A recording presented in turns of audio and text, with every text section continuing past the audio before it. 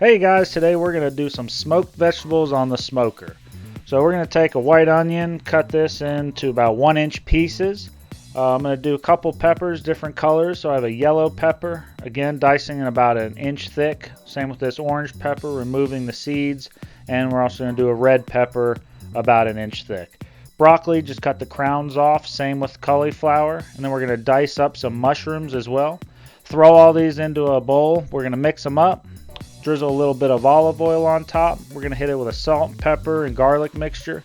Mix it up real well, and we're going to throw it on the smoker at 180 degrees with that grill pan in there.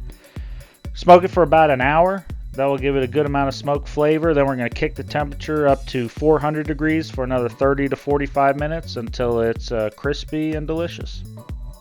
Enjoy.